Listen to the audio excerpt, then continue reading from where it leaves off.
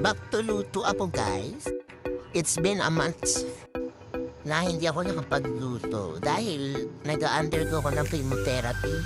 Sobrang pagod yung katawan ko, kaya yung mister ko or yung kapatid ko yung pinapasuyuan ko magluto. Luto Serena naman ang peg. Pakita ko lang sa inyo guys yung kakainin ko as a cancer patient.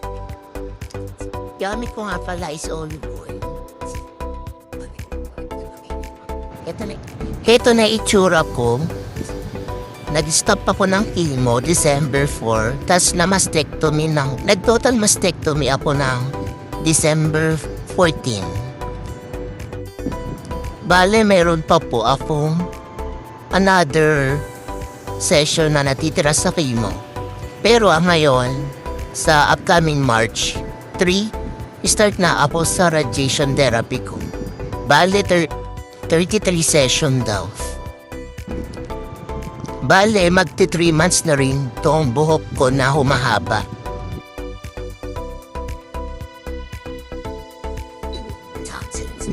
Ako na ulit magluluto since nakarecover na ako sa chemotherapy ko.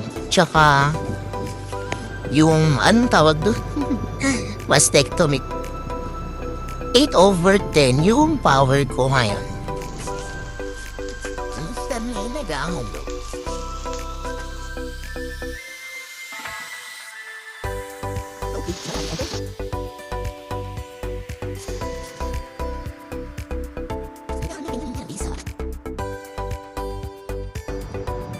Di ko alam kung ano pong ito dapat inuna po pero okay na ito, maluluto din naman. Kasi gusto ko rin maluto yung tokwa. Ano po na lang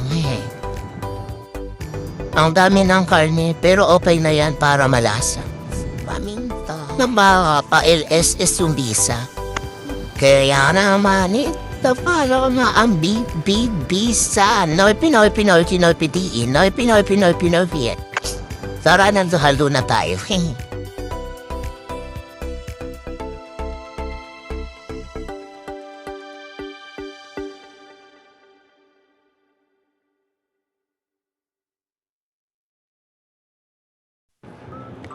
Minsan lang naman ako mag-chicken.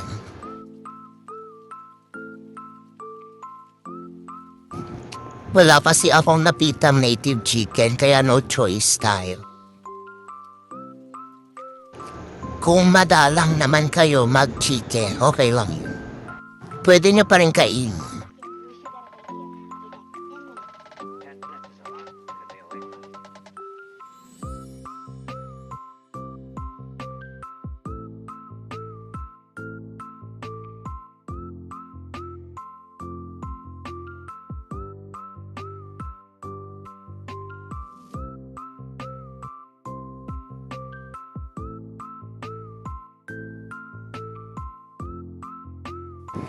Lagyan ko na rin siya ng asin. Paminta.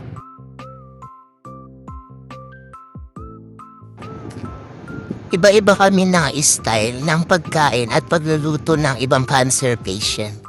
Ako inilin ko kay Lord na gusto ko pa rin kumain ng normal na kain.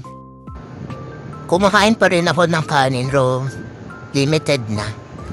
Mga half of rice, depende lang din sa mood ko kung makakapag 1 cup din ako. Merong iba na more on veggies talaga.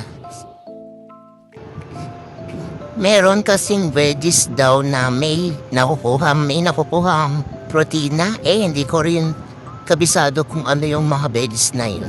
Pero mas gusto ko pa rin yung ganitong natural na protein source.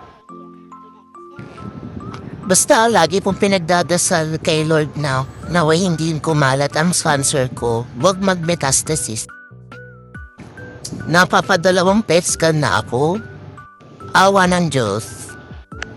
Hindi naman siya nag-metastasis pero worried pa rin ako kasi tridor yung cancer ko.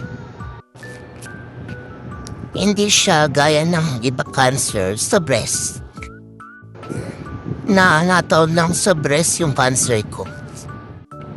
Umaapaw. Umaapaw ang gulay. Sana mahalo namin. Sa mister ko na lang ipapahalo kasi madaling mamalay yung braso ko. Amoy gisado na naman ako. Kada nagluto ako amoy ginisa. Ang lapay na ng pinayat ko. Dati bago ko maopera nasa 57 kilos ako. Tas ngayon, 46 na lang. Sana noon pa nagpapayat na. Baka siguro hindi ako nagka-cancer kung nagpapayat lang ako dati. Wala lang, napaisip lang ako. Feeling ko mas healthy pagpayat kesa pag tumataba. Habang naghihintay, practice muna ako.